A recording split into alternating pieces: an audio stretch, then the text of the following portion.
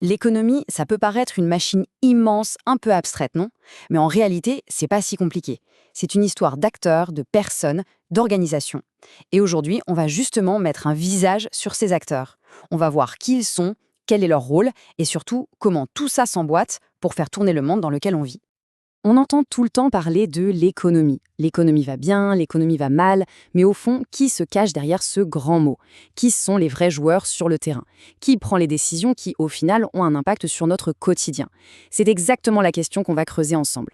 Pour que ce soit plus simple, on peut imaginer l'économie comme un immense jeu de société. Vraiment, un écosystème géant où chaque participant a une mission bien précise. Et comme dans tout bon jeu, chaque action, même la plus petite, a des conséquences pour tous les autres joueurs. Et dans ce grand jeu, chaque joueur a un nom officiel. Un peu technique, mais facile à retenir, c'est un agent économique. Alors qu'est-ce que ça veut dire? Eh bien, c'est simplement n'importe qui. Une personne, un groupe, une institution qui participe à l'économie en prenant des décisions. Comprendre ça, c'est vraiment la clé pour décoder tout le système. Alors, qui sont-ils ces fameux agents économiques? En gros, on peut les regrouper en trois grandes familles. Trois acteurs principaux qui sont au cœur de la partie tous les jours. Allez, faisons les présentations. Le premier agent, et sans doute le plus fondamental, eh bien c'est nous.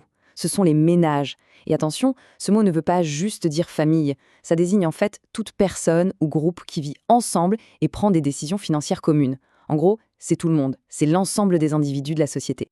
Et le rôle des ménages est double. D'un côté, on consomme. C'est simple. On achète à manger, des vêtements, des services. C'est nous qui créons la demande. Et de l'autre côté, on fournit notre force de travail aux entreprises. Et en échange, on reçoit un revenu. C'est vraiment le cœur de notre participation au jeu. On passe maintenant au deuxième grand joueur, les entreprises.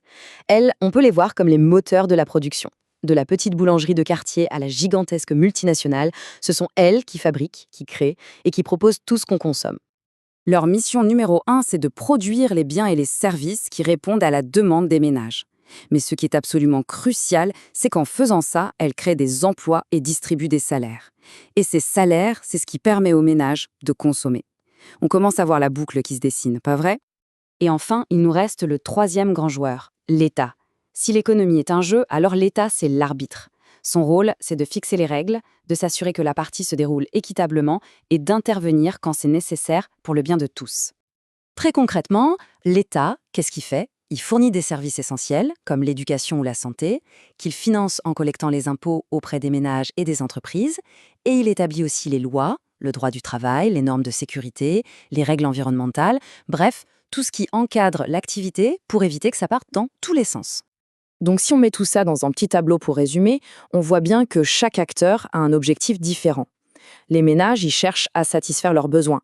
Les entreprises, elles, veulent maximiser leurs profits et l'État, lui, vise l'intérêt général. C'est justement le mélange, parfois la tension entre ces trois objectifs qui fait toute la dynamique de l'économie. Bon, maintenant qu'on a présenté tous les joueurs, la question c'est comment est-ce qu'ils interagissent concrètement? Comment tout ça fonctionne ensemble? C'est là qu'on entre dans ce qu'on appelle le circuit économique. Et c'est là que l'on voit à quel point tout est lié. Le cœur du réacteur, le centre de ce circuit, c'est vraiment la relation entre les ménages et les entreprises. C'est un échange constant, une sorte de danse où l'un ne peut absolument pas exister sans l'autre. Alors, suivons le parcours. Étape 1, les ménages offrent leur travail aux entreprises. Étape 2, en retour, les entreprises leur versent un salaire. Logique.